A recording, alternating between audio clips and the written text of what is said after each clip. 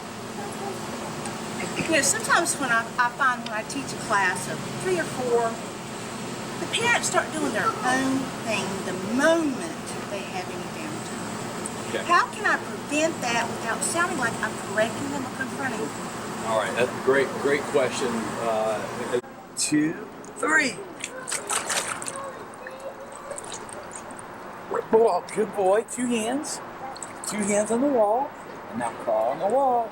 Crawl on the wall. And now while he's going over, I've got the next one coming. Right, ready? Here we go. 1. You can go ahead. And he can go ahead all the way to the ladder. 1, 2, 3. And now I've got the third one coming. 1, 2, 3. And they're going. And as he's going to the wall, I got the fourth one coming. By the time the fourth one goes, Levi's just getting back and we'll go again. Here we go. Ready, Levi? We're going to go in the water and turn around and grab that wall. 1. And you can, the parents are generally going to be right behind them so they can spot them or they can help them with that. All right. And they're going to go all the way to the ladder. And I'll go ahead and get the next one again. Here we go. Ready?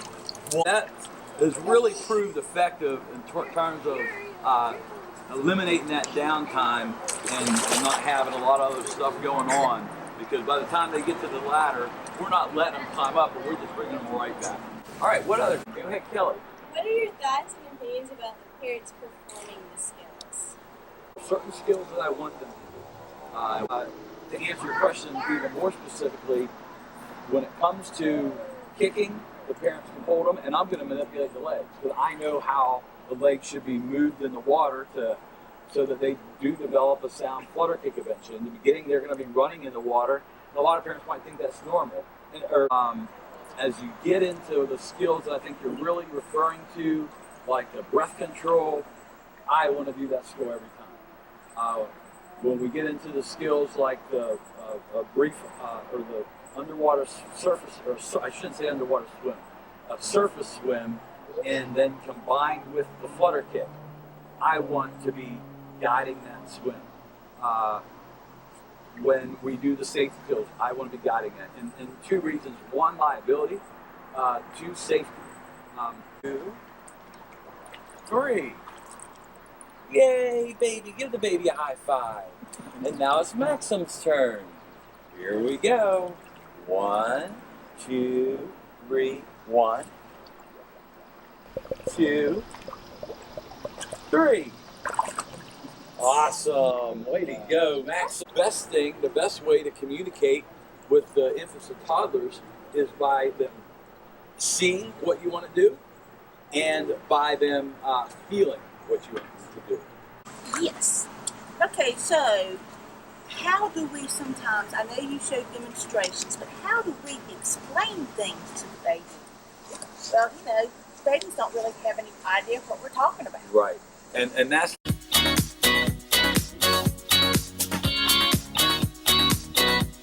So we're going to move on to Swim 101. And what questions or challenges do some of you feel like you face when teaching Swim 101?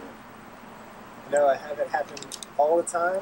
What happens when, like, a child, it might be their first class, or they just have a big giant fear of water and they refuse to get in, like, at all? Is a lot of times parents they're scared, they want to just give them to you and run off. They've heard, kind of, and so what we found is the best, most effective strategy to do for those fearful children is, instead of taking their security away, keep your security here. Would you like your... Putting faces in, would you ever dunk a U101 student who doesn't like putting their face in? Speaking of... A question, and this is on the opposite end of the hand, the feet. How do you get their knees not to bend? Not to bend. Well, here's the reason why the knees bend so much, because especially if they come into swimming, 4, 5, 6, or worse, 7, 8, 9, the main activity they do with their legs is what? Run. So, and when you run, you draw your knees forward, and so that early on too, that's what you see. It's more of a bicycle. They ride their bikes, so you see a bicycle action or running like action. So how do you get them out? You get them out to bend the right under her chest, and it's really important to hold her just below the knees. And now, Kaylin, I want you to feel this kick. This is a good kick. You feel how good that kick is? It's small and fast. Now, Kaylin, feel this kick. This is a bad kick. Kaylin, this is a bad kick. Now, this is a good one. Can you do that good one by yourself? There it is. And that's want to be back here.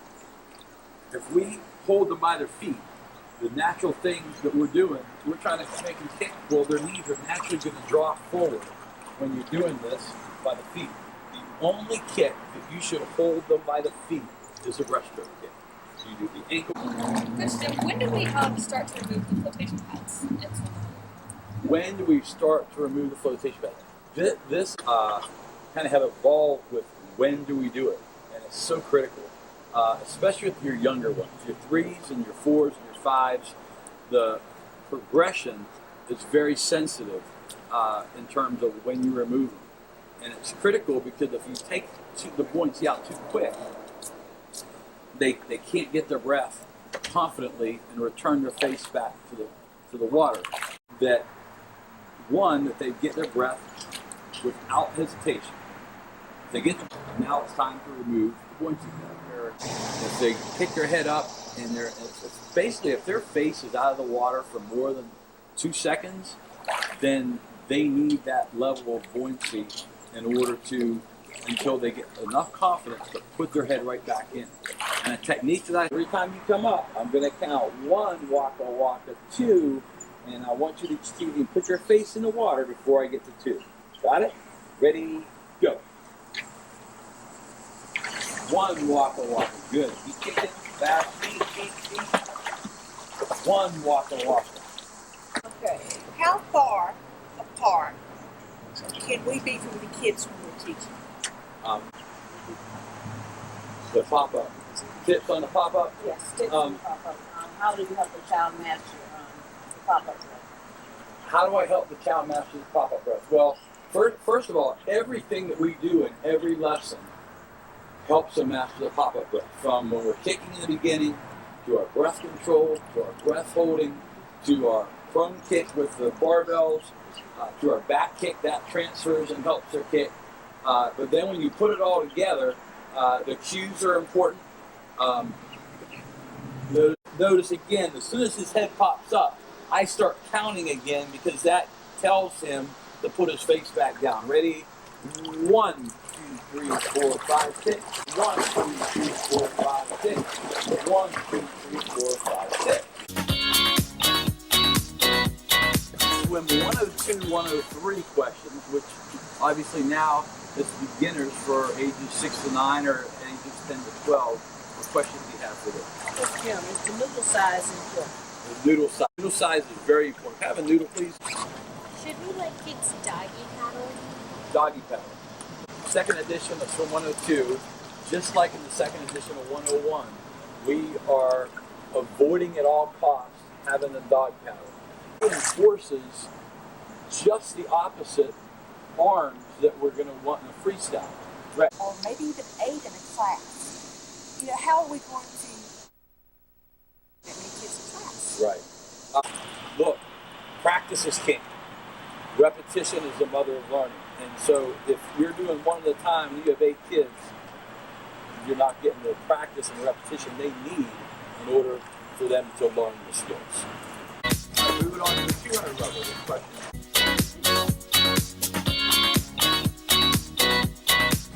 Stephen had asked about tips for teaching the side breathing. And right here, ready? Breathe, stroke. So my hands again, I'm just giving a little support. I'm touching his wrist or his forearm just enough so that he can grab that breath and get the feel for it. And I may only do that halfway across the pool and then let him go the rest of the way. Let those arrows Cookie's question on, they're making all kinds of errors on that. And so what errors are really most important that we kind of hone in on? In my opinion, the number one thing we got to correct is the catch-up. Arm straight so he can put his hand to both sides.